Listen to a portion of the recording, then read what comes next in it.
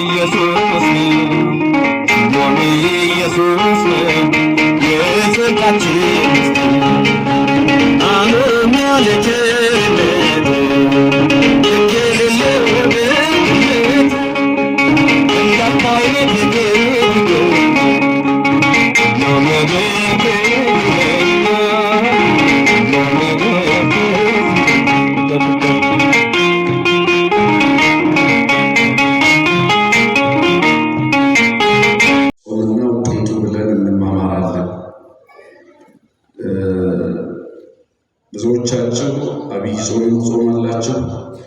ምናልባት ታማሚ የሆነ ሰው ካልሆነ በስተቀር ብዙ ሰው ይጾማል ወይም ሁሉም ማለት ይቻላል። ግን ምንድነው ውጤቱ? የመጾማችን ውጤት ምንድነው ብለን ጠይቀን መልሱን አምላካችን እግዚአብሔር ያስተምረናል። እንዲያስተምረን ቅዱስ ፈቃዱ ይሆንልን። ምን አልኳችሁ? ርዕሳችንን ጾምና ውጤቱ በመጀመሪያ በጣም በተደጋጋሚ እንደምትሰሙት ወይም እንደምታውቁት መድኃኒታችን ኢየሱስ ክርስቶስ የሐዲስ ኪዳንን ጾማችንን ጀምሮልናል። ይህ የሐዲስ ኪዳን ጾም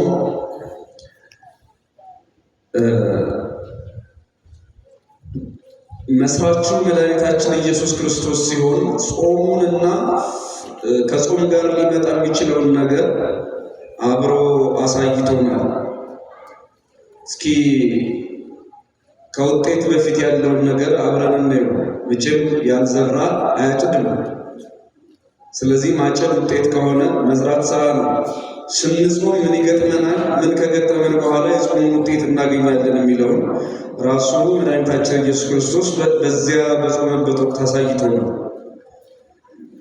ማቴዎስ ምዕራፍ 4 ቁጥር 1 አምላካችን እግዚአብሔር በቅዱሳን አጠገብ ያሳልፈን በእውነቱ ቅዱስ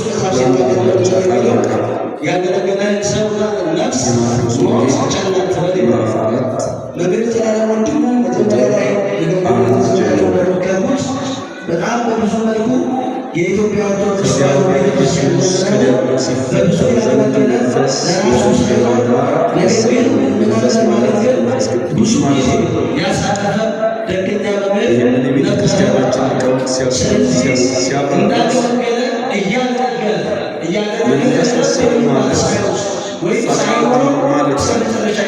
ምክንያቱም በሥላሴ በአብ በመንፈስ ቅዱስ ዘንድ አንድ ፈቃድ ነው እንጂ ያለው ሦስት ፈቃድ ያለው። አሁን በዚህ ውስጥ የተጋጠቁ 1000 ሰው አለበት። ስንት ፈቃድ ነው ያለው? ስንት ሰው ራሳቸው ነገራቸው ስንት ፈቃድ ስለዚህ ማንም የሚያስብ ነበረ በወቅቱ በአሁኑ ዕለት ብዙ መምህራን እንዳልኳቸው ነገር ግን ዝቅም ከፍም ሳይል በነበረበት ደረጃ ለነበረበት ዓላማ ኖሮ የዘለቀ ስለዚህ እሱ ያሰብ በረከት ተሰበሩት ስርዓቱ ነገራቸው ሁለታን ማጋቸው በመጨረሻ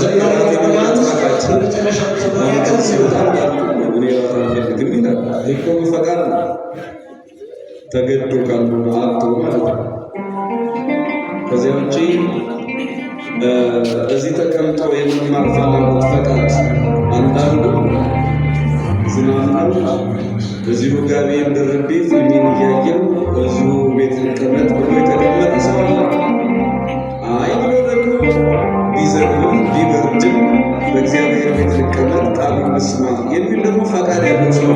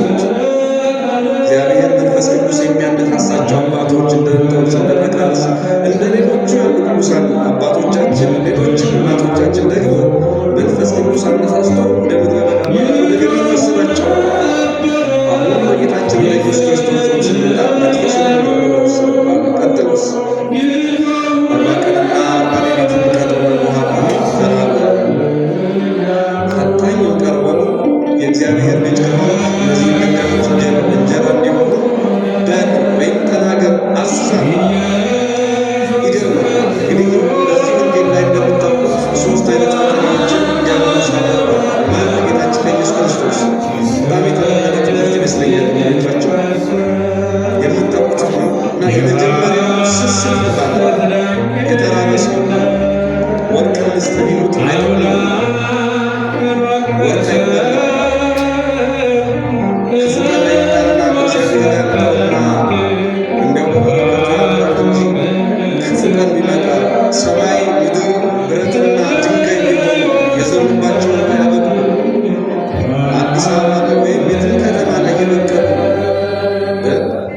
መሐንዲስ ያበቀላቸው ሕንፃዎች የግማሽ ዳቦ ዋጋ የላቸው።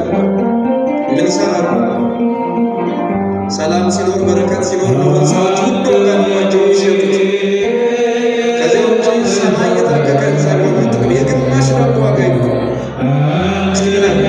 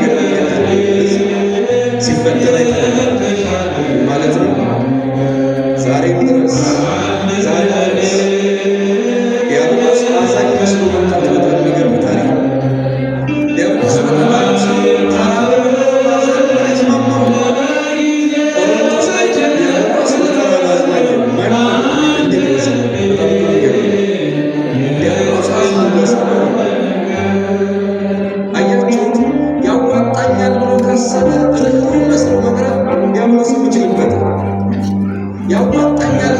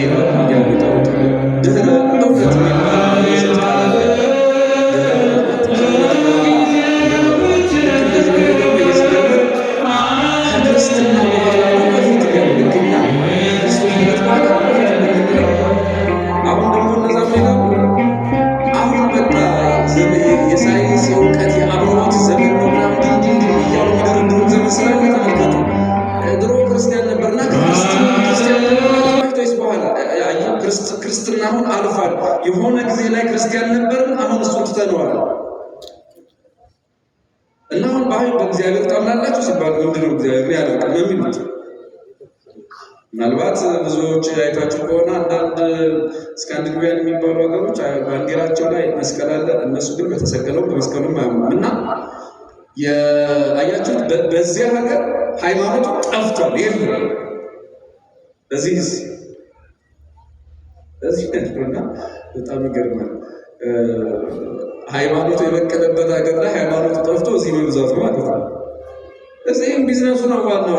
ለእንትና ቆይታ ያላቸው እንዲሁ እድሜ እግዚአብሔር እድሜ ሰጥቶን አገሪቱ እንዲያው ሀብታም ሆነ እንዲሁ ይሄ የማጭበርበር ገቢ የቀረ እንደሆነ እዚህ ሀገር ብዙ የሚከስሙ ሃይማኖቶች አሉ።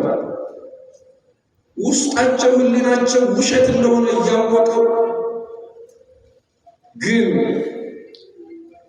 ነቢይነት፣ ሐዋርያነት፣ የቤተ እምነት መሪነት ብቻውን የወንጌል ጉዳይ ስላልሆነ በዚህ ዘመን ገንዘብ ስለሆነ ጥቅም ስለሆነ መኪና ቤት ስለሆነ በዚህ ምክንያት እኛ ሀገር መካረሩ ገመድ መሳሳቡ አለ።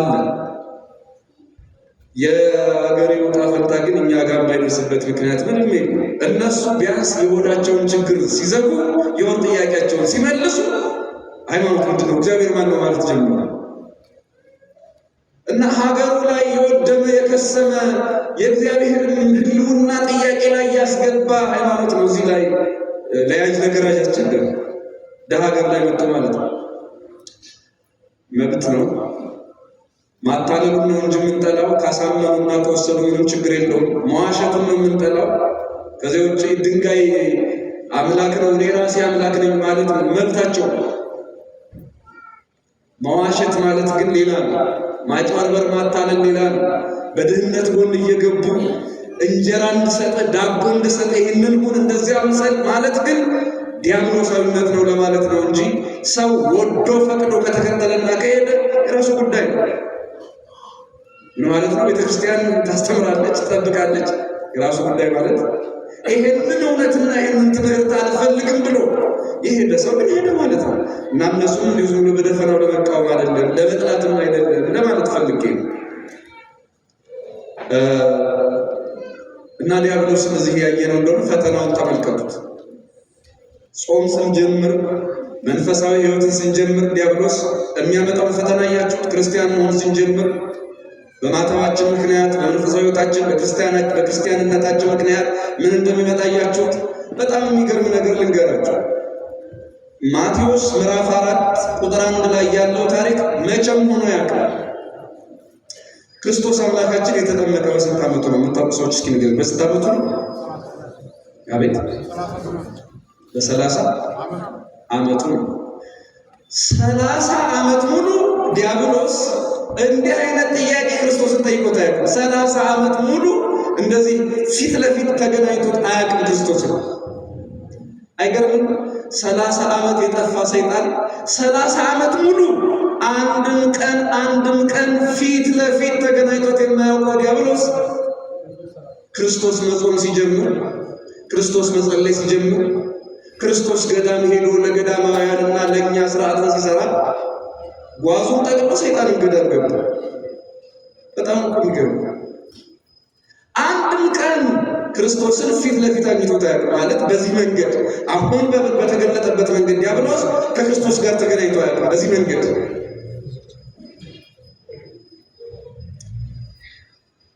አያችሁት? ይሄ ታሪክ የሚያሳየን ባጭሩ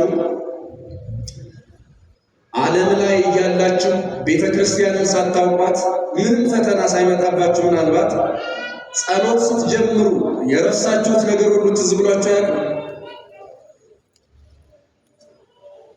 ለቅዳሴ ስትቆሙ ለኪዳን ስትመጡ እንቅልፍ ጣፍቷችሁ አያውቅም? ለምሳሌ ልትነሱ ስትሉ እሺ ምናልባት አሁን እንደዚህ በአዋጅ የታወጀው ሁሉም ጾም ከመምጣቱ በፊት ሰኞ፣ ማክሰኞ፣ ሐሙስ፣ ቅዳሜ፣ እሁድ ትዝ ብሏችሁ የማያውቅ ቁርስ ረቡዕና ዓርብ ትዝ ብሏችሁ አያውቅም? አሁን ነበር መብላት አይላችሁ? እድለኞች ናቸው እንደዛ አይነት ፈተና ከሌለባቸው። ወይ እድለኛ ናቸው የሰይጣን ይቆናል ማለት ነው። እንደዚህ ማካላለ ለምን መሰላችሁ? የሆነ ነገር ከጀመርን በኋላ የረሳነውንና የተውነውን ነገር እያመጣ የሚደፈድፍብን ስራ ስንጀምር ነው። ምን ማለት ነው? ከፊታችን የሚስልብን የተውን ሁሉ የሚከተለን፣ የጣልነው ሁሉ ትዝ የሚለን፣ የረሳነው ሁሉ የሚታወሰን ህሊናችን መሰብሰብ፣ ህሊናችንን ሰብስበን በአምላካችን ፊት መቆም፣ ከራሳችን ጋር መሆን ስንጀምር ምናልባት አንዳንድ የረሱን ፈተናዎች ሁሉ ከየቦታው ከየስርቻው ይሰበሰባሉ፣ ይበቅላሉ። ፈተና ይመጣል። አንዳንድ ሰው ወደ እግዚአብሔር ቤት የሚመጣ ፈተናን ዜሮ ለማድረግ በፍጹም እንደዛ እንዳይመስላችሁ ክርስቲያኖች። ፈተና እንዳይጥለን እንጂ እንዳይፈትነን አይደለም ክርስቲያን ሆነን የምንጸልየው የምንጾመው። እግዚአብሔርን አድነን የምንለው ከቅዱሳን ጋር ከቅዱሳን መላእክት ጋር ከጻድቃን ከሰማዕታት ጋር የምንጣበቀው በቃል ኪዳናችሁ እርዱን፣ አግዙን፣ ጠብቁን የምንላቸው ፈተናው እንዲጠፋልን አይደለም እንዳይጥለን ነው።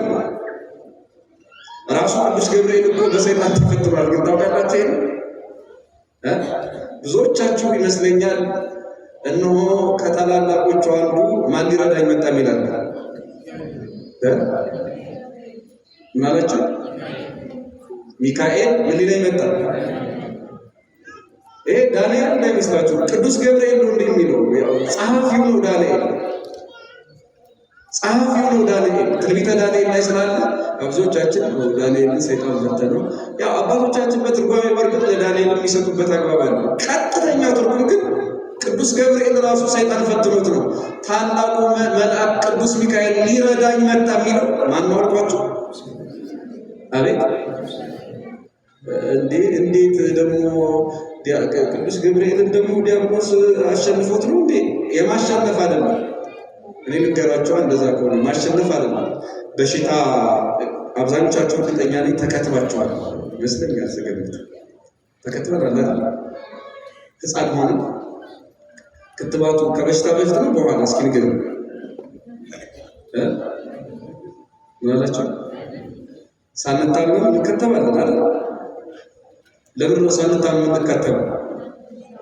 ምን እንዳለ እና በሽታው ከያዘን በኋላ አይደለም፣ በሽታው ሳይዘንም እንታከማለን። ምን ማለት ነው? በሽታውን እንድንከላከል ማለት ነው።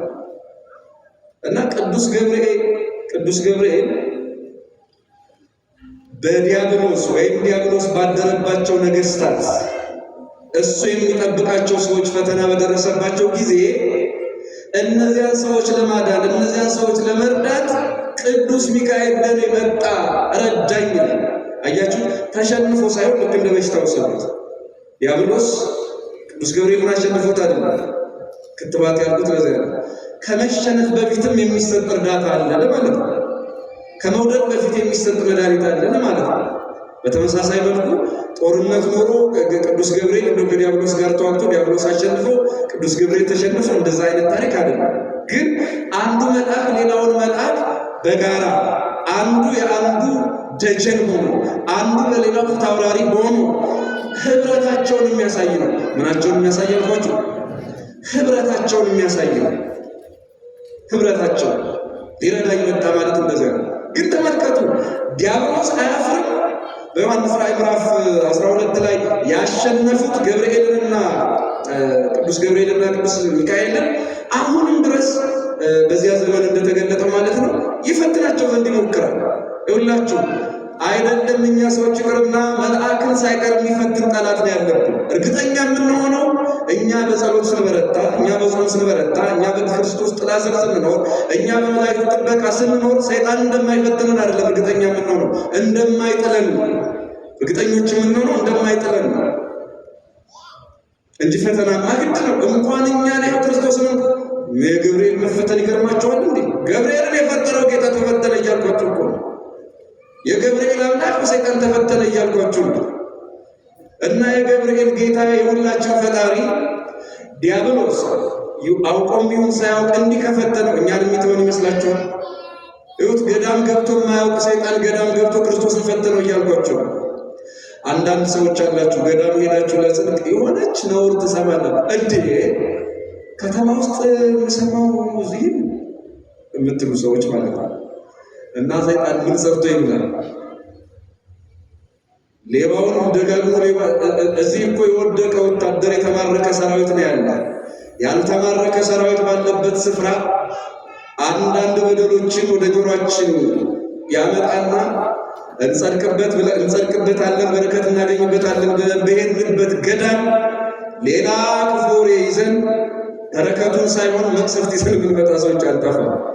ክርስቲያኖች ገዳም ሲመሰረት በፈተና ነው የተመሰረተው። ይኸው ክርስቶስ ነው ይሉት። ገዳማውያንም በፈተና እንደሚኖሩ ያሳየን ራሱ ክርስቶስ ነው። አንድም ቀን ክርስቶስን በዚህ መንገድ ፈትኖት አያውቁ ነበር። ያመለጠኝ ሲመስለው ጾሙን ለማቋረጥ ሲፈልግ፣ ጸሎቱን ለማቋረጥ ሲፈልግ፣ ከዚህ ገዳም ማስወጣት አለብኝ ብሎ ሲያስብ ግን ጓዙን ጠቅልሎ ወደ ገዳም ገባ። ዲያብሎስ። ገዳምን ሄዳችሁ አታመልጡትም። ዋናው ቦታው አይደለም። ባላችሁበት ቦታ እግዚአብሔር ከእናንተ ጋር ነው ወይ? የቅዱሳን መላእክቱ ጥበቃ ከኔ ጋር ነው ወይ ብለን እርግጠኝነታችን እምነታችን ላይ እንጂ ቦታው ላይ አይደለም። የትም ሄደን ልናመልጠው አንችልም። ይከተላል። ክርስቶስን ተከትሎት ከሄደ እኔን እንዴት ይተወኛል? እንዴት እኔን ይለቀኛል ሰይጣን? እና ሄዶ በስስት ፈተነው። ክርስቶስ ግን ለሰይጣን አይመችምና ሰው በእንጀራ ብቻ አይኖርም ብሎ አሳፈረው። ቀጥሎም እንግዲህ እንደምታውቁት ትዕቢት ነበረ ፈተናው። እሱን ደግሞ በትህትና ድል ነስቶታል። ቀጥሎም እንደምታውቁት ፍቅረ ነዋይ የገንዘብ ፍቅር ነው። እሱንም ገንዘብን በመጥላት ገንዘብ መጥላት ማለት የሚላችሁ ስስትን ነው ክርስቶስ ኃጢአት ያደረገው እንጂ ገንዘብ አያስፈልግም። ምን ይሰደው ሰነፉን እግዚአብሔር ያውቃል እያላችሁ ተኙ ማለት አይደለም። አሁን እግዚአብሔር ያውቃል፣ ግን ደግሞ የሚያውቀው እግዚአብሔር ስለሚያውቅ ነው እጅና እግር የሰጠን። አንዱን 2 አድርጎ 2ቱን 4 አድርጎ 5ቱን 10 አድርጎ ብሎ ጥሩ አካል ወይም ደግሞ ቁመና የሰጠን እግዚአብሔር እሱ መስራት ስላለብን ነው። ለምን እግዚአብሔር ያውቃል። እግዚአብሔር ያለውን እንጀራ ነው የምበላው። ይሄ አውቆ ሰይጣን ያለ እግዚአብሔርን እንድንፈታተነው የሚያመጣ አሁን እግዚአብሔር ያለውን እንጀራ ነው የምንበላው። እግዚአብሔር ያለው እንጀራ ግን ምንድን ነው? እግዚአብሔር ምን ስሩ ነው ያለ? በቃ የምትሰራው ስታሳጠቅ ተቀመጥ፣ ከዚያ እግዚአብሔር ያለው ይሆናል። በቃ እንዴ ጉራሞራ የሚመግረው አምላክ አለ እንዴ ብለህ ጥቅስ እየጠቀስክ ተጎለት የሚል ትምህርት ቤተክርስቲያኒቱ የላት። አዎ ጉራሞራ የሚመግብ አምላክ አለ፣ ጉራሞራን የሚመግብ አምላክ አለ። ግን ደግሞ ይውላችሁ በምክንያት የሚመግብ አምላክ ነው እሱ። በምን የሚመግብ አልኳችሁ? ብዙዎቻችሁ የምታውቁት ታሪክ ላስታውሳችሁ። ለምሳሌ አንድ ችግር ተከሰተ። የት? እዚህ የዮሐንስ ወንጌል ምዕራፍ 2 ላይ በጣም ብዙዎቻችሁ የምታውቁት የቃና ዘገሊላ ታሪክ ማለት ነው። እና ወይን አለቀ። አይ እንግዲህ እናቱን ጠርተናታል፣ ልጇም አለ፣ ስንት ተአምር ማድረግ የሚችለው እንዳወቀ ያድርገው እንግዲህ መቼም የሆነውን ነገር ያውቃል ብለው ዝም ብለው አልተወለዱም። ሲጀመርም የጎደለውን አውቃ ድንግል ማርያም ለልጇ ነገረች። ከዚያ ሄዳ ምን አለቻቸው? የሚላቸው ምን በሉ? እሱ ምን አለ? ሄዶ እሱ ክርስቶስስ ምን አለ? ባዶ ጋኖችን ወይን ሙሏቸው፣ ውሃ ሙሏቸው አለ። ምን ሙሏቸው? አቤት ይህንማ ጮክ ብላችሁ ንገሩኝ። ምን ሙሏቸው አለ? ከዚያ ወይኑን ማን ያደርግ? ውሃውን ወይን ማን ያደርገዋል ማለት ነው? አሁን በጣም ቀላል ጥያቄ ልጠይቃችሁ። ውሃውን ባዶ ጋኖችን ወይኑ ተጠጥቶ ያለቁ ባዶ ጋኖችን በውሃ መሙላት ሰዎች ይችላላችሁ? አቤት ውሃውን ወይን ማድረግስ ይችላላችሁ? አቤት አይ የሚላችሁን አድርጉ ማለት ነው። አይ እሱ እንግዲህ ሰማይ ምድርን የዘረጋ ጌታ እዚህ ተቀምጦ እኛ ምን እናደርጋለን? በቃ ዝም ብሎ መጎለት ታምሩን ያስቀራል። አንተ ማድረግ የሚገባህን ስታደርግ አንተ ማድረግ የማትችለውን እግዚአብሔር ያደርግልሃል ማለት ነው። ስለዚህ ክርስቲያኖች ውሃ መቅዳት ሰው ማድረግ ይችላል። የተቀዳውን ውሃ መለወጥ ግን ሰው አይችልም። የማይችለውን ሰዎች የማይችሉትን አስተናጋጆች የማይችሉትን እግዚአብሔር አደረገው። እንዲህ ነው ስራ። የአቅምህን ማድረግ የምትችለውን ታደርጋለህ። አቅምህ የፈቀደውን ትሆናለህ። ቀጣዩን ደግሞ አንተ ባርክልኝ ማለት የኛ ድርሻ ነው። ዝም ብሎ መጎለት አይደለም። ዝም ብሎ እግዚአብሔር ያውቃል ማለት አይደለም። እና ክርስቲያኖች በህይወታችን ውስጥ እግዚአብሔር ስራ ይሰራል፣ እግዚአብሔር ተአምር ያደርጋል፣ እግዚአብሔር ያኖራል፣ እግዚአብሔር ይመግባል። የሚመግበን ግን ለስራው ምክንያት ስንሆን ነውና ለስራው ለእግዚአብሔር ተአምር ለእግዚአብሔር እርዳታ ምክንያት የሚሆን እንዳናጣ እግዚአብሔር ይርዳል። እና ዝም ብሎ እግዚአብሔር ይጠብቀኛል እግዚአብሔር እንዲያደርግ አይባልም እያልኳቸው። ፍቅረ ንዋይ ማለት ገንዘብን ሳስተን መውደድ ማለት ነው እንጂ ገንዘብ ጥላ ማለት አይደለም፣ አትስራ ማለት አይደለም። ፍቅረ ንዋይ የገንዘብ ፍቅር ማለት እንደው ዝም ብሎ በስስት አስራት በኩራት ለማውጣት መቸገር፣ መንቀጥቀጥ፣ የሆነ ድሃ ተርቦ ሲያዩ እንዲሁ ተራብቶ ሲያዩ ለመስጠት መቸገር፣ መፈተን፣ እንዲህ አይነቱን ፈተና እንዲህ አይነቱን ስስት ነው ክርስቶስ አምላካችን እንደ ኃጢአት ያደረገውና በእነዚህ አርእስተ ኃጣው የሚባሉ ወይም ደግሞ የኃጢአት ራሶች የኃጢአት ጌቶች ዋና ዋና በሚባሉ ነገሮች ተፈተነ። እኔ አሁን እነዚህ እናንተ ስለማታውቋቸው አይደለም የነገርኳቸው። በቃ አብዛኞቻችሁ እነዚህን ኃጢአቶች ታውቋቸዋላችሁ። ምናልባት ከምታውቁት ነገር ጋር አብራችሁ እንድታስቡት የምፈልገው ነጥብ ምንድን ነው?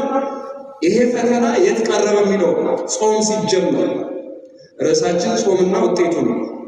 አያችሁት? ስንጾም ለጸሎት ስንቆም ወደ መንፈሳዊ ቦታዎች ስንሄድ ሰይጣን ጓዙን ጠቅሎ ወደኛ ይመጣል። ያኔ አይፈተንንም አይደለም፣ እንፈተናለን። እንዲያውም ዓለም ላይ ካየነው ፈተና ይልቅ ቅድም እንዳልኳችሁ እናቶች ብለን የቀረብናቸው አባቶች ብለን የቀረብናቸው አባቶች፣ መንፈሳውያን ብለን የቀረብናቸው ሰዎች እልም ያሉ ስጋውያን ሆነው ልታገኙንም ትችላላችሁ። ይሄ አንዱ ፈተና ነው። ክርስቲያኖች አንዱ መሰናክል ነው። እንዴ ገዳም ውስጥ ኧረ እንዴት ሙሉ እና ሰይጣን ስራ ፈቶች እችን ያዩዋል። ምን ይሰራል? ለሰይጣን እኮ ይሄ ስራ ፈትነት ነው። ታውቃላችሁ አይደል? ምን ይሰራል ያለ ቦታው። ምክንያቱም እዚህ ይኸውላችሁ፣ እስኪ ልጠይቃችሁ። ሰው ብዙ ጊዜ በእርግጥ አሁን ዘመናዊ ዋለ ለቤት ስራ ጀምሯል። መስሪያ ቤቱ በቤት ነው ውጭ ነው? እስኪ ንገሩ። አቤት እገሌ ስራ ፈቷል ከቤቱ ውሏል አይደል ይባል ከናበባላችን። እገሌ ስራ ፈቷል ከቤቱ ምን ብሏል? እና ሰይጣንን ቤቱ ልታውሉት ልትፈልጋላችሁ እንዴ? ከተማ ለከተማ ሲያውደለድል የሚውል ሰይጣን ያለ አይመስለኝም። ይሄ ማለት እዚህ የሚፈጠር ሰው እንደም እያልኩ እንዳልሆነ ግልጽ ነው። ግን ቢያንስ ኃጢአተኛ ተብለው ከሚገመቱ ወይም በእርግጥም ከሆኑ ሰዎች መካከል እግዚአብሔር የሚያናግራቸው የቅዱሳን ባለሟሎችም ሆኑ በስውርም ይሁን በግልጥ እግዚአብሔርን የሚያመሰግኑ የእግዚአብሔር ወዳጆች የሆኑ ቅዱሳን ባሉበት ስፍራ ደግሞ እነዚያን ቅዱሳንን የሚያስብል አሁን እዚህ ነው በጎ ስራ የሚሰራ የሚያስብል አሁን እዚህ ነው ጽድቅ ያለ የሚያስብል ክፉ መጥፎ ወሬ እንድናይ የሚያደርግ መሆኑ ይሄው በቆሮንቶስ ታሪክ አይተናል። ስለዚህ ቤተ ክርስቲያን ስትመጡ ክፉ ወሬ ስትሰሙ፣ የዘረኝነት ወሬ አንዳንድ የፖለቲከኞች ሁሉ የማያደርጉትን እኛ አገልጋዮች ስናወራ ልትሰሙ ትችላላችሁ። ይህ ማህበራዊ ሚዲያ መቼም መጥፎ ነው። ገመናውን ሁሉ ካወጣውና መምህር እንደዚህ አባቀኝ ናቸው እንዲያሉት እንትና ናቸው እንዲያሉት እነዚህማ እንደዚህ ከሆኑ ሰይጣን ስራ ከፈታ ይላችሁ። ሰይጣን ስራ ከፈታማ በቃ እነዚህ መንፈሳውያን ብለን ወይም ደግሞ ተብለን የምንታስብ ሰዎች ለምሳሳት አንችልም። ያ ማለት እኛ ላይ ፐርፌክሽን እንደዚህ አይነት ነገር ካያችሁ ሰይጣን ስራ ቆሟል ማለት ነው። ሙሉ በሙሉ ስራ ቆሟል ማለት ነው። እንዴት እንደዛ ይሆናል? ይቅርና እኛ የበቁትን አልኳቸው እኛ አይደለም ተውት። ጣዕመ ጸጋ የቀመሱ ቅዱሳንን ሳይቀር ጣዕመ ጸጋ ማለት ተአምራቱን በዓይናቸው ማየት የሚችሉ ምናልባት መልአክ ሊያናግራቸው ይችሉ የነበሩ እናቶች አባቶች ወድቀው ከነበሩበት ማዕረግ ወደ ሲኦል የወደቁ ብዙ ቅዱሳን በታሪካቸው ተጽፎላቸዋል፣ ቅድስና ደረጃ ላይ ከደረሱ በኋላ። ስለዚህ የተወደዳችሁ ክርስቲያኖች ጾምን ማለት ጸለይ ማለት ፈተና ይቀራል ማለት አይደለም። ገዳም ሄዶ ሰይጣን ክርስቶስን ከፈተነው ቤተክርስቲያን መጥቶ እኛን የማይፈተንበት ምክንያት ምን ምክንያት አለ? በጆሮአችን እንፈተናለን፣ በምናየው ነገር እንፈተናለን፣ በምንሰማው ነገር በሙሉ ፈተና እንሰማለን። ይሄ ለቤተ ክርስቲያኒቱ ትልቅ ስራ ነው። ቤተ ክርስቲያን ሰይጣን ምን ይሰራል ያላችሁ እንደሆነ ይሄው ስራ ፈት ስላልሆነ ሌላው ለሱ ቤቱ ነው። ሰው ስራ ፈታ ሲባል ቤቱ ዋለ እንደምንለው ሁሉ ቤተ ክርስቲያንንና ገዳማትን ትቶ ሰይጣን ፈተናውን ወደ ሌላ ተወሰደውማ እቤቱ ዋለ ማለት ነው። ሰይጣን እቤቱ ዋለ ማለት ነው። ዮሐንስ ወልደ ማሪት የሚባል ባለ ራእይ ያየውን ታሪክ ልንገራችሁ። ዮሐንስ ወልደ ማሪት ማን አልኳችሁ? ይሰማችሁ ይላል።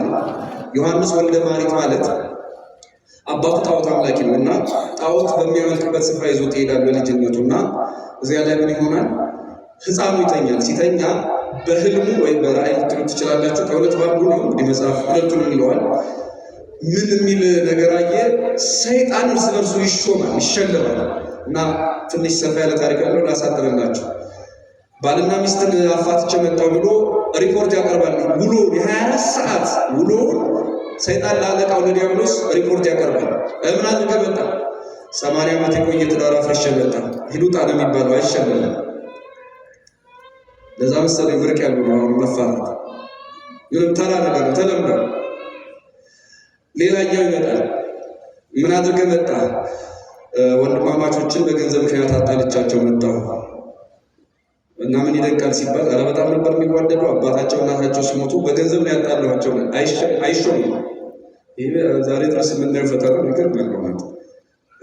አንተ ትብስ ተባብሎ የኖሩ እህቶች፣ ወንድሞች፣ ቤተሰቦች የሆነ የሚወረስ ሀብት ሲመጣ አውሬነታቸው ይገለጣል። ይገርማል። እና እነዚህን ሰዎች አጣልቻ ውጣ ነው የሚባለው። እንዲህ እያለ ለምሳሌ በሀገር መካከል ሁለቱ በጣም የሚዋደዱ ሀገሮች አሉ። ድንበር ላይ ጦርነት አስነስቼ ደማፍስሼ መጣሁ ይላል። ውጣ ይባላል። ኧረ ሀገር ነው ያጨረስኩት ውጣ ነው የሚባለው። አሁን በኢራንና በእስራኤል በአሜሪካ ጦርነት ራሱ ሰይጣን የሚሸለም አይመስለኝ። ምክንያቱም ከዚህ በፊትም ኃይለኛ የጦርነት ታሪክና ውጤቱ ተለምዷል፣ ተሰቅሏል። በአንደኛውና በሁለተኛው የዓለም ጦርነት ላይ እዛ ማለት ነው ውጤቱ ከፍ ብሏል። እዚህ ስለዚህ አይሾምም፣ አይሸለምም። የት መሰላችሁ የሚሾመው የሚሸለመው? ቆሮንቶስ ላይ ሲደርስ የታውቋችሁ። ቆሮንቶስ ማለት ገዳም ለማለት ነው እንጂ እዛ እስራኤል ያለውን ቆሮንቶስ እንዳታስቡት። ገዳም ቤተ ክርስቲያን ለማለት ነው። ገዳማት፣ አብያተ ክርስቲያናት እዚያ ሄድ ቆመ። ምን አድርገህ መጣ? 40 ዓመት የዘጋ መነኩሴ ነበረ። እነሆ እሱን ማተቡን እንዲበጥስ ቆቡን እንዲያወልቅ ሃይማኖቱን እንዲለውጥ አድርጌ ለጣዖት አሰግጄው መጣሁ ሲባል ተጨጭቦለት ጀነራል ተብሎ ይሾማል ይላል። አያችሁት? የሰይጣን ቀስት እዚች ቤተክርስቲያንና በገዳማት ላይ በአብያተ ክርስቲያናት አገልጋዮች በገዳማት እናቶችና አባቶች ዘንድ ሁሌም በቅጠል ቀዳዳ እየተመለከተ ፈተና ያመጣብናል። አንዳንዶች በተለይ ወጣቶች፣ ሴቶች በተለይ እሱ ምክንያቱም የደረሰበት ሊያውቀው ይችላል። ሴቶች በተለይ ራሳቸውን ብትጠብቁ ጥሩ ነው። እንዲህ አይነት መንፈሳዊ ጉዞዎች ላይ እንዲህ አይነት አባታት እየተባለ ይሄ በፕሮፓጋንዳ የሚደረግ ጉዞ አያዋጣም። ይሄ ማለት ስለእናንተ የሚጸልዩ እናቶች የሉም እያልኳል፣ ስለኛ የሚጸልዩ አባቶች የሉም እያልኳል። ሊሆንም አይችልም። አንዱ እውነተኛ አባትና እውነተኛ እናት የሚጸልዩልን ሰዎች ግን ወሬ ነጋሪ አያስፈልጋቸውም። ሲጀመርም አታውቋቸውም። በጣም ታዋቂ የሆነ ምርት ቲክቶከር ያስፈልጋል። ህዝቡ ራሱ ያውቀዋል። ግን ያስፈልጋል። ለማንኛውም ይሄ አሁንስ እንዳታ ይሄ ማለት ሁሌ የማይሰራም ለማለት ነው እንጂ ጨርሶ ማስታወቂያ ኃጢአት ደግሞ ማስታወቂያ ሁሉ ለወርዶ እያልኩ እንዳሉ በዚህኛው ማለት ነው። እንደዛ አይደለም። እኔ እያልኩ ያለሁት ግልጽ ነው። ወደዚህኛው ምሳሌ ስንመጣ ብዙ ፈተና እንሰማለን እና ብንጠነቀቅ መልካም ነው። ገዳማት ላይ ደግሞ አብያተ ክርስቲያናት ጋር ደግሞ እንዲህ አይነት ፈተና የማይቀር ነው እያልኳችሁ ነው። እንጂ እነዚህን ሶስቱን ኃጢአቶች እናንተ ትረሳላችሁ ብዬ አይደለም። በቃ ይታወቃል። ግን እዚያም ሥጋ የለበሱ ደካማ ሰዎች ናቸው እና ሰይጣን የሚሸላለምባቸው እናቶች አሉ፣ ሰይጣን የሚሾምባቸው አባቶች አሉ። በእምነት ተቋሞቻችን አካባቢ ነው፣ በገዳማትና በአብያተ ክርስቲያናት ዘንድ ነው። ይህንን ወቁ፣ ይህንን ተረዱ ለማለት ነው። በመጨረሻ ይህችን ፈተና አባቶቻችን የዘመናችን አንድ ሊቅ ምን ብለው ተረጉመዋል? እኔ በእኛ ቋንቋ በአማርኛ ምን ተብሎ እንደሚነገር አላውቅም። ፒቸር ፕላንት ይባላል። ወጣቶች ጉግል ማድረግ ትችላላችሁ። ፒቸር ፕላንት የብርጭቆ ቅርጽ ነው ያለው እና ይሄ ተክል ወይም ደግሞ ፒቸር ፕላንት ምን በጣም የሚገርም እኮ ነው። ከላይ ይሄ ብርጭቆ ቅርጽ ነው ያለው ብያቸዋለሁ። ከላይ በጣም የሚጣፍጡ እና ደግሞ የሚያዳልጡ ነገሮች ቅጠሉ ጫፍ ላይ ያወጣል እና ነፍሳት መጥተው ወፎችም ሊሆኑ ይችላሉ፣ ወይም ጥቃቅን ነፍሳት መጥተው መጀመሪያ ሽታ አለው፣ በጣም የሚያምር ሽታ ነው። በጣም እኮ የሚገርም ነው የዚህ ዓለም ተፈጥሮ እና ያንን የሚያምረው ሽታ ፈልገው እነ ቢራቢሮ ሌሎችም ሄደው ለመቅሰም ይሞክራሉ እና ይጣፍጣቸዋል። ሲያዩት መጀመሪያ በሽታ ነው የሚጠራቸው። በምን ይጠራቸዋል አልኳቸው? በጣም የሚያምር ሽታ በቃ መቅሰም አለብን ብለው እነ ንብ ይሄዳሉ፣ እነ ቢራቢሮ ሌሎችም ብለው ይሄዳሉ እና ያጣፍጣቸዋል። ከዛ ውጭ እንደዚህ አንገታቸውን ቆልመው አስገብተው በቃ የሚጣፍጠውን ለመመገብ ሲሉ አንሸራቶ ወደ ውስጥ ወስዳቸዋል። ጫፉ ይዘጋል። ይገርመኛል። ሌሎችም በጣም በርካታ እጽዋት አሉ። እኔ የማስታውሰው ልንገራቸው እና ፒቸር ፕላንት ይቆለፋል። እዛው አድርጎ ራሱ ይመገባቸዋል። ነፍሰ በላ ተክል ይሉታል። እንግዲህ ይሄንን ማለት ነው። ምን አልኳቸው? ይሄ ማለት ዲያብሎስ ነው። ይሁላችሁ መጀመሪያ ኃጢአትን በጣም ጣፋጭ አደረገው። ፈተና ዘመን አለመጸለይን ጣፋጭ አደረገው። አለመጸለይ ረፍት ያስመስለዋል። ረፍት ማለት አለመጾምን፣ መብላትን፣ መጠጣትን ደስታ ያስመስለው ውሸት ነው። መቼም እንደምታውቁት ቤተክርስቲያን ጾሙ ስትል ለነፍስ ብቻ መስሎት ሰው እምቢ ሲል ኖረ። አሁን ዘመናዊ ዓለም ኢንተርሚተንት ፋስቲንግ እያሉ መቼስ 18 ሰዓት የሚጾም ትውልድ መጥቷል። ታውቃላችሁ? ለጤና ሲባል እንትንህን ስም ደፍኖታል፣ እንትን እንደዚህ ሆኗል እየተባለ ማለት ነው። አያችሁት? አዎ ለስጋም ለነፍስ ይውላችሁ። ቅዱስ ያሬድ አስቀድሞ ሆነ ጾም ትፌውስ ቁስለ ነፍስ ወታጠምም ኩሎ ፍትወታተ ዘሥጋ፣ የስጋን ምኞት የስጋን ደዌ ሁሉ ትፈውሳለች፣ ታርቃለች፣ ጸጥ ታረጋለች እያለ ስለ ጾም ተናግሮ ነበር አስቀድሞ። ያው የሚሰማው ጠፍቶ ነው። እና ጾም ማለት ለነፍስም ለስጋም የሚጠቅም እንጂ እንደው መንግስተ ሰማያትን ለመውረስ ብቻ አይደለም። እንዲህ አይነቱን አጥማጅ ዲያብሎስን ድል መንሳት የምንችለው በዚህ መንገድ ነው። እና ክርስቶስ አምላካችን ውጤቱን አሳይቶናል። ጾሟል። ዲያብሎስን ድል የነሳው በመለኮቱ ደጋይ እና ሶስቱንም ፈተና ክርስቶስ ያሸነፈ። እሱ እኮ አምላክ ነው። እሱ እኮ እግዚአብሔር ነው። እኔ እግዚአብሔር አይደለሁ፣ እኔ ኢየሱስ አይደለሁ። በምንድን ነው እኔና እሱ የምንነጻጸረው? በምን እንመሳሰላለን? የሚል ሞኝ ሰው ካለ ክርስቲያኖች፣ ዲያብሎስን ክርስቶስ አምላካችን ያሸነፈው በአምላክነቱ አይደለም፣ በሰውነቱ ነው። በምን አልኳቸው? አቤት በሰዋዊ ባህሪው ነው ያሸነፈው እንጂ በመለኮቱ ያሸነፈውማ ወንጌሉ ላይ ተጻፈው ምን ይጠቅማል? ምክንያቱም ተመልከቱ፣ ዲያብሎስ ፍጡር ነው። ምንም ፈታኝ ሆኖ ቢመጣ ዲያብሎስን የፈጠረው ራሱ ክርስቶስ ነው። አያችሁት? በመለኮቱ ያሸነፈው ዲያብሎስን ድል ቢነሳ ምንም አይደንቅም። ምክንያቱም መለኮት ወይም እግዚአብሔር በእግዚአብሔራዊ ባህሪው ዲያብሎስን አሸነፈ፣ ድል ነሳ። ምን ይገርማል? እናንተ የወለዳችሁትን ልጅ በ3 ዓመቱ ብትቀጠቅጡት እንዴ ያን ጎረምሳ እኮ ደበደበችው እናቱ ይባላል እንዴ? በመለኮት ዘንድ ዲያብሎስ የማያድግ ሕፃን ነው በጣም። ስለዚህ ይህንን ፍጡር መለኮት አሸነፈ ምንም ዜና አይሆንም። ከ3 ዓመት በታች የሚሆን ሕፃን አራስ ነው። አራስ ልጅ መለኮት አሸነፈ ወላጅ አሸነፈ አይባልም። መለኮት ዲያብሎስን አሸነፈ ማለት እንደዚህ ነው። እና ክርስቶስ ዲያብሎስን ያሸነፈው በመለኮታዊ ባህሪው አይደለም፣ እኔና እናንተ ባለን የሥጋ ባህሪ ነው። ምን አድርጎ? ለምሳሌ በስስት መጣበት፣ በትህርምት በጾም ድል ነሳ። በትዕቢት መጣ፣ በትህትና አሸነፈው። በገንዘብ ፍቅር በስስት መጣበት፣ ገንዘብን ያለ ልክ እወዳለሁ በሚል ስሜት ያይደለ በልክ እንደሚያስፈልግ አሳይቶ ድል ነሳ።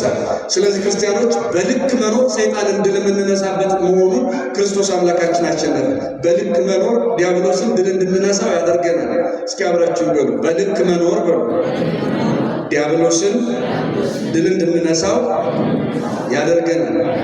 የጾም ውጤት ምንድነው ያላችሁ እንደሆነ አሁን አንድ ሁለት ብዬ ሌላ ትምህርት አልጨምርም፣ ሰዓት እንዳይመሽብኝ ጠቅለል አድርጌ ልነግራችሁ የምችለው ጾም ማለት ውጤቱ ምንድነው ያላችሁ እንደሆነ በልክ መኖር ነው። ከዚያም ፈታኛችንን ማሸነፍ ነው።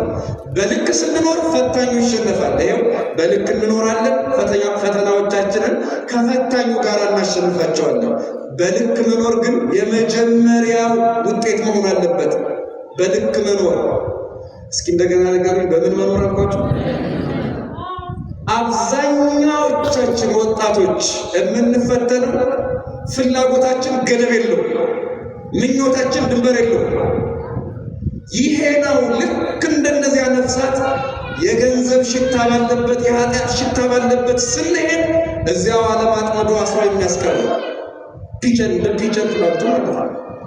አምላካችን እግዚአብሔር በዚህ ጾም በመጠን እንድንኖር ፈተናዎቻችንን ከፈታኙ ጋር ድል እንድንነሳ እሱ በስጋው ድል እንደነሳ እኛም በዚህ ዓለም ድል እንድንነሳ ኃይሉን የጾምን ኃይል የጸሎትን ኃይል በሁላችን ላይ ያሳድርብን። ስብሐት ለእግዚአብሔር።